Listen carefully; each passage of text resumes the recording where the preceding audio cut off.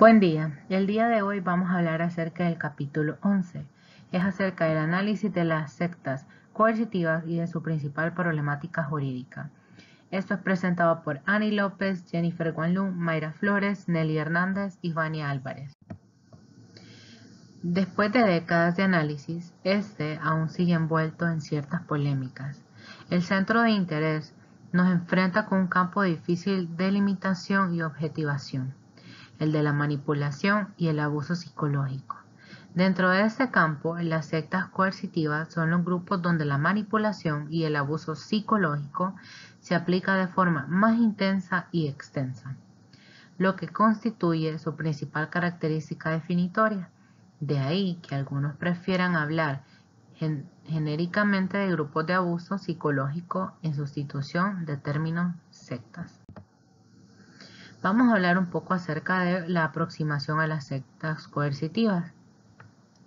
Estas, como su nombre lo indica, vienen definidas por sus medios y formas de actuar, no por sus fines o doctrinas.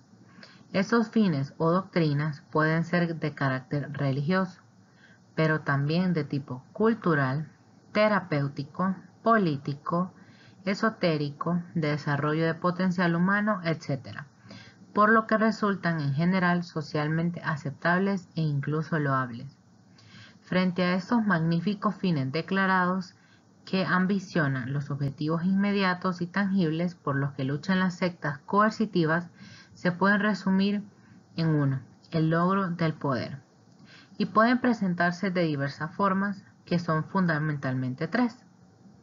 La primera es como dominio sobre la vida de los adeptos. La segunda es como acumulación de recursos económicos y todo lo que a ellos se deriva.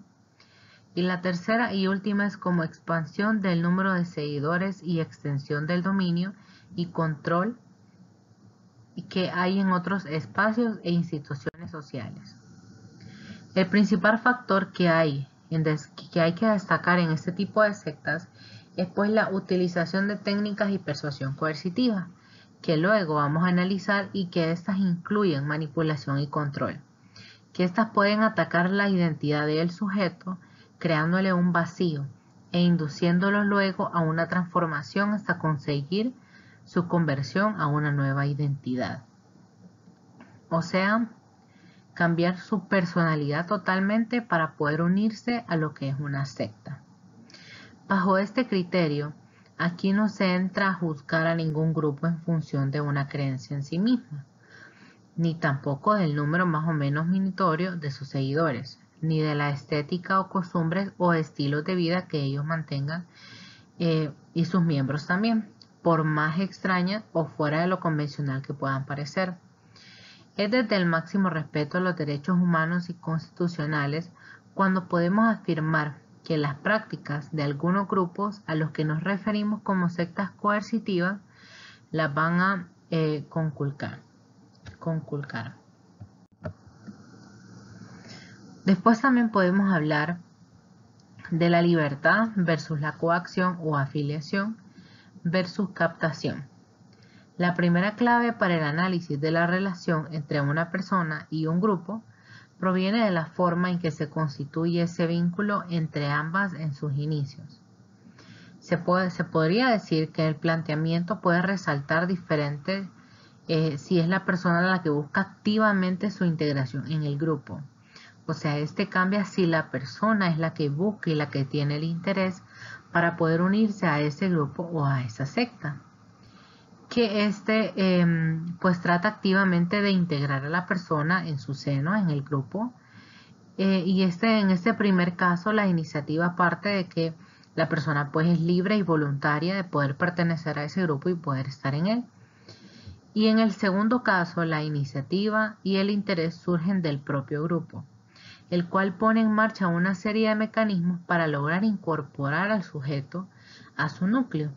Ese quiere decir que en el primero hablamos que la persona o el sujeto busca el interés para poder integrarse a ese grupo o a esa secta, y en el segundo hablamos que el grupo o la secta tiene ese interés para poder incorporar a ese nuevo sujeto, Por eso es que busca y hace este tipo de mecanismos, son técnicas de persuasión coercitiva que más adelante igual las vamos a ver, pero ellos las utilizan para poder captar la atención de esos nuevos miembros. Estos modelos extremos de acceso de una persona a un grupo se corresponden con los polos del continuo existente entre libertad y la coacción y delimitan algo tan importante como la existencia o no de la libre voluntad en el proceso de ingresar en un grupo o el grado que alcanza esta. En un polo tal vez podemos hablar que ese está sujeto, es un sujeto activo, buscador, con motivaciones y predisposiciones claras para encontrar un camino a seguir, es decir, un grupo a afiliarse, tal vez una doctrina. Y este se trataría en principio de una persona que libremente y voluntariamente va buscando y va diseñando y protagonizando ese futuro a su elección. O sea, a qué grupo quiere pertenecer. Y el tema de la captación, este ha sido uno de los motores de polarización intelectual y política entre las que los estudiosos de las sectas coercitivas buscan una adopción, que ha llevado con frecuencia a simplificaciones importantes del proceso de adecuación o de adhesión a una secta coercitiva. Después hablamos del lado atractivo de una secta. ¿Qué podrá tener una secta atractivo? Bueno, ya lo vamos a ver. Dice que las sectas en general suelen desarrollar campañas de proselitismo con las que tratan de transmitir los aspectos más apetecibles para construir una maravillosa fachada, mientras mantienen oculta una trastienda. ¿Qué quiere decir eso? Las sectas buscan esas campañas para poder atraer a esas personas para que se unan a esa secta. Entonces los principales atractivos que ellos tienen, el primero, tenemos un grupo cohesionado bajo un proyecto común. Este quiere decir que tiene la posibilidad de integrarse en un grupo compacto y ese satisface el deseo de pertenecer a algo. El segundo es la comunicación, el altruismo y la intensificación de la vida emocional. Este quiere decir que las sectas se ofrecen como un espacio para la vivencia amplia e intensa de emociones y sentimientos. El número 3 dice el logro de la realización espiritual y de la felicidad. Estas pretenden conseguir la plenitud personal y dar pleno sentido a la vida. Además de que puede aludir con frecuencia a los acontecimientos sorprendentes e incluso milagrosos que pueden llegar a ocurrir en ella. Tenemos algunos factores psicosociales de la vulnerabilidad, que aquí hablamos de 4. Tenemos la decisión, la interacción, la serenidad y el cumplimiento, que éstas se envuelven entre lo extrovertido, lo introvertido, lo racional y lo sentimental. Entonces vamos a hablar un poco acerca de esto. Dice que en principio no existe ningún perfil de personalidad definido que permita prejuzgar que un sujeto va a ser miembro de una secta o un grupo. O sea, no hay nada en la personalidad de la persona que nos pueda decir a nosotros si realmente esa persona en algún futuro va a poder pertenecer a una secta. Pero si podemos hablar nosotros de unos rasgos, es diferente ver en la personalidad, el perfil de personalidad a unos rasgos, ya que estos rasgos son característicos de un conjunto de tendencias o factores de predisposición que hacen que el sujeto sea más vulnerable a la influencia externa y especialmente a los sistemas de persuasión y manipulación desarrollados en las sectas coercitivas. Entonces estas personas tienden a ser un poquito más influenciables al momento de que la secta decide atraerlos. Entonces de estos tenemos varios. Vamos a hablar del primero, que es el periodo de edad correspondiente a la adolescencia y a la juventud, que es una época crítica en la que el ser humano se halla en el proceso de formación y maduración. La segunda son algunos factores personales, ya sean estables o transitorios. Pueden ser las tendencias a la soledad o a la depresión, las dificultades de comunicación, inmadurez afectiva, la angustia, confusión e inseguridad, dependencia y baja autoestima, credulidad y baja tolerancia en la ambigüedad. Tenemos las dificultades de adaptación, que la juventud se siente más vivos que otros sectores de población, a la desilusión sociocultural y la insatisfacción, con la realidad cotidiana, al ver la incapacidad de la sociedad para dar respuestas definitivas a las situaciones de desequilibrio, injusticia, desasistencia, degradación ambiental, etc. La siguiente es el deseo insatisfecho de profundización espiritual. Este habla de la aspiración de perfección y la ansia de trascender, estar en una relación con fantasías juveniles de omnipotencia. Después tenemos un sistema familiar disfuncional. Este, dentro del marco familiar, Ash pues distingue 5 aspectos de disfuncionalidad que acrecientan la vulnerabilidad de los jóvenes. Vemos el primero, que es el síndrome de la ausencia del padre. El segundo, la carencia de la dirección paterna, guía, estructura y límites que permiten la preparación del joven para la autonomía e independencia. El tercero, que es la carencia de una atención y afectos positivos e incondicionales que reafirmen en el joven el sentimiento de seguridad y el vínculo paternofilial. La cuarta, tenemos la pobre comunicación familiar y el uso por parte de los padres de vínculos dobles y contradictorios con los hijos. Y el quinto, el conflicto matrimonial permanente entre los padres que a menudo no es reconocido. Después tenemos que Spilka en 1982 describe 4 condiciones que precipitan la interacción secta-sujeto hacia la conversión de esta. El primero es contactar a la secta coercitiva en un momento de crisis de vida, o sea, cuando una persona está pasando por un bajón emocional, contacta a esta secta para poder sentirse lleno. Establecer fuertes vínculos afectivos con uno o más adeptos comprometidos, o sea, con gente que pertenece a una secta, entonces tiene un vínculo afectivo muy grande. Entonces de ahí también puede obtenerse esa interacción con la secta. La número 3, mantener mínimos contactos con personas ajenas a la secta. Y la número 4, mantener de forma continuada la interacción intensiva con los adeptos. La 3 es no tener mucho contacto con las personas ajenas a una secta. Y la última, pues mantener en realidad esa interacción continua. Después tenemos que podemos concretar en 4 la duración y límites flexibles que se suceden de forma consecutiva dentro del mismo proceso continuo. La primera es la atracción o la seducción, que esta fase suele estar guiada por la intención de impactar agradablemente en el ámbito emotivo y afectivo del sujeto. La segunda es la captación, que en esta fase el sujeto da su aceptación o consentimiento a formar parte de este grupo, de esta secta. Ya la tercera es la conversión, o sea, ya la persona tiene esa fase y contiene el punto culmen de la transformación en adepto y la asunción de una nueva identidad. Y el número 4, el adoctrinamiento, que aquí pues el sujeto ya pasa de ser educando a ser un reclutador y educador de otros, o sea, ya es parte de la secta y pues ya está adentro de la secta y ahora él recluta a nuevas personas para que entren a esa secta o a ese grupo. Después tenemos las estrategias de lavado del cerebro. Bueno, estas se denominan también técnicas de persuasión coercitiva o lavado del cerebro de una manera coloquial, que a todos aquellos métodos de presión, control o engaño que contribuyen a inducir la persuasión del sujeto imponiéndose sobre su libertad o limitándola. Entonces aquí, como miramos, son estas etapas de una persona de la secta cuando intenta meter a otra persona por medio de la influencia y a veces del engaño para poder entrar a esa secta. Entonces aquí vemos ese que, como dicen, ese lavado del cerebro, que nos empiezan a decir tantas y tantas cosas que uno se vuelve muy influenciable y muy débil y termina formando parte de esa secta.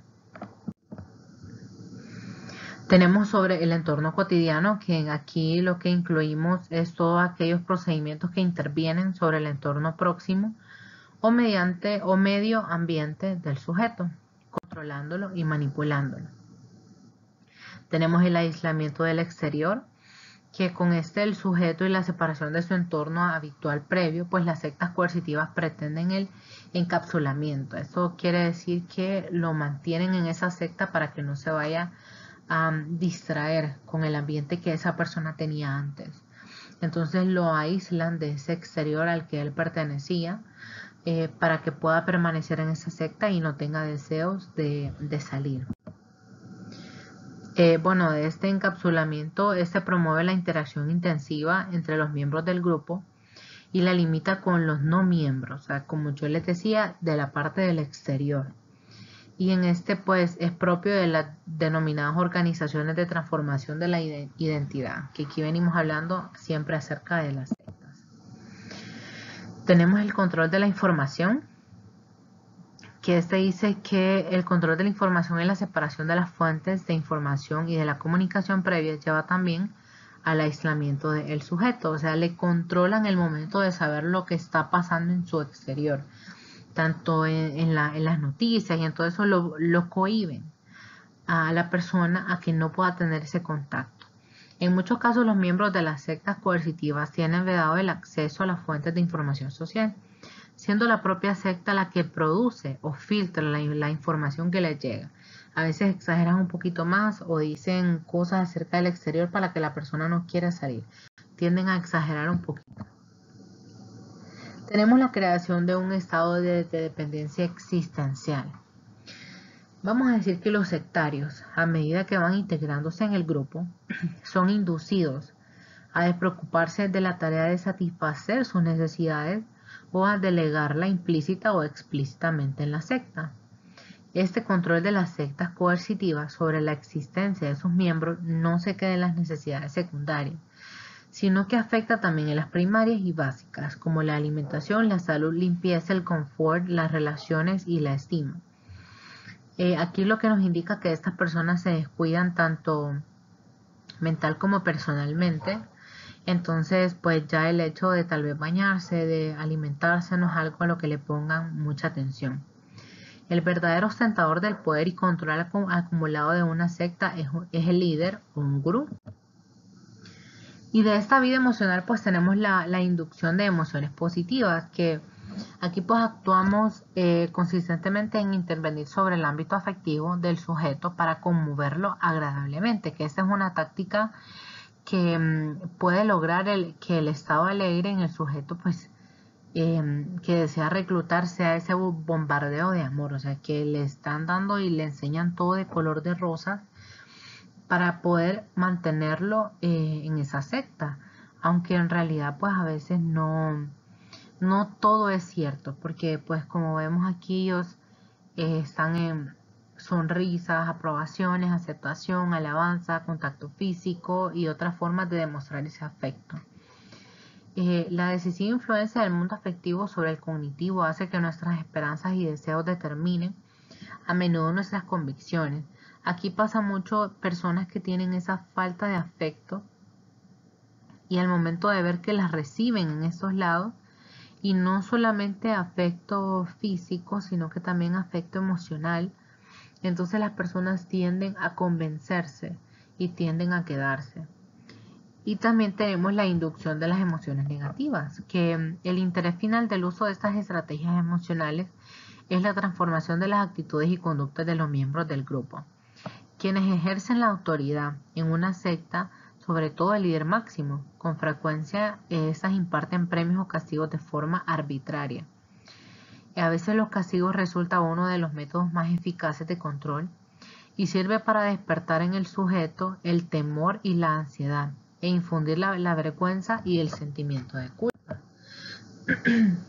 Pues hablando un poco sobre el ámbito cognitivo, podemos decir que el debilitamiento físico y la dependencia unidos a la omnipresencia de la doctrina y los procesos de sentir, pensar y actuar del adepto implican un estrechamiento y enlentecimiento de sus facultades cognitivas.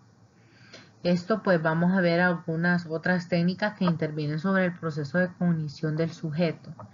Tenemos la primera como la denigración del pensamiento crítico. En este procedimiento denigran el pensamiento crítico de ese sujeto. De la jerarquía de la secta pretende demostrarle al adepto la deficiencia e invalidez de sus procesos particulares del pensamiento. Los van debilitando para que no puedan tener ese criterio propio. se les denomina también y se les combina entender sus concepciones como inseguras y poco fiables. Y en consecuencia, al momento de reprimir los pensamientos surgidos de su propio yo y terminan adaptándose al grupo. Reprimen lo que ellos realmente piensan respecto a eso y terminan aceptándolo y se vuelven parte de ese grupo. O sea, ya empiezan a tener esos mismos pensamientos. Entonces, como se les decía antes, se vuelven un poco más influenciables. Tenemos también el uso de la mentira y del engaño. Esta pues es la distorsión de la realidad y de la información mediante la ocultación, la mentira o el engaño. Es una de las técnicas más utilizadas por las sectas coercitivas, debido a lo eficaz que resulta en las consecuencias de sus fines. Las organizaciones tales como en general justifican esta medida alegando la protección del individuo y la garantía de la consecución de los ideales y fines últimos.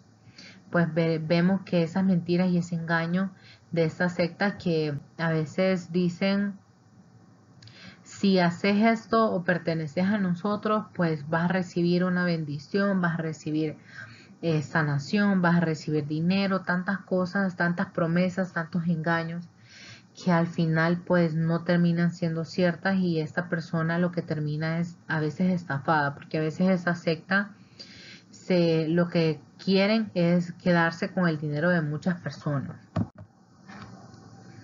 Entonces después tenemos la demanda de condescendencia e identificación en el grupo. Pues este procedimiento consiste en demandar al individuo de la sujeción a los cánones del grupo. Es característica general de los grupos al premiar la condescendencia y conformidad con los requerimientos del colectivo y castigar la desviación. Pero cuando eso se hace bajo fuertes medidas de presión, se deberá hablar de un sistema coercitivo de influencia. A ese respecto, el rol de ese líder o gurú, que éste juega un gran papel, que es el más acentuado aún en las organizaciones de carácter piramidal, en tanto que en ellas éste ostenta al poder absoluto y por ello tiende a recurrir a estrategias de coacción-coerción para imponer el poder. O sea, es como ese poder de convencimiento ante una persona.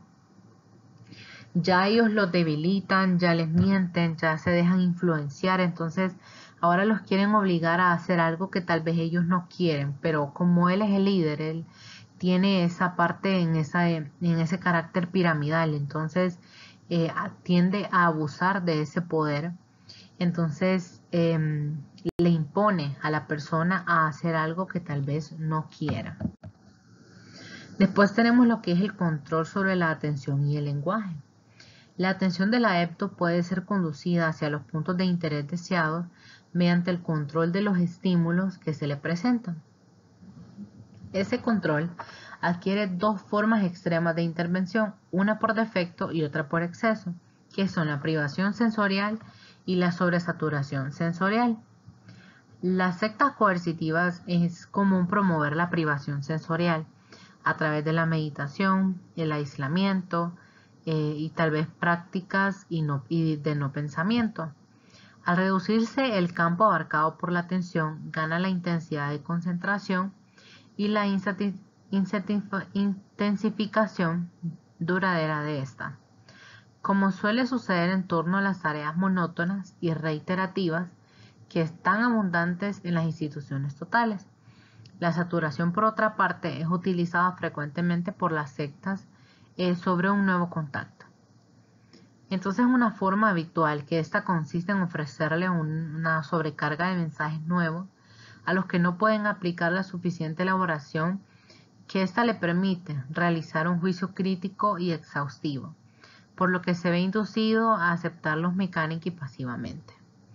Y esto pues en cuanto al lenguaje tiene que poseer una jerga común, que es un signo de unidad y exclusividad en cualquier grupo. Después tenemos el líder de la doctrina, que son nuevos referentes de autoridad. Y con el aislamiento, el control de la información, la separación del sujeto respecto a su medio y a su pasado, se consume el proceso de socialización promovido por las sectas coercitivas. En dicho proceso se incluye la caída de los valores y de las fuentes o principios de autoridad tradicionalmente aceptados por el sujeto. Estos valores y principios que serán sustituidos por las sectas. En esas sectas la represión de la autoridad es ostentada por el líder y en paralelo por su doctrina. Esta doctrina puede ser experta en todos los ámbitos y ostenta la omnipotencia situándose siempre por encima de la persona. En definitiva, los fines perseguidos por la doctrina justifican los medios empleados para conseguirlo. Y avanzando un poquito hablamos acerca de lo que es el estado de la conciencia, que en este tenemos tres. El primero tenemos la creación y mantenimiento de una continua alteración de estados de conciencia, que esa es una de las características más notables que aparecen en el ambiente de las sectas que usan la persuasión coercitiva, o sea, tienden a persuadir.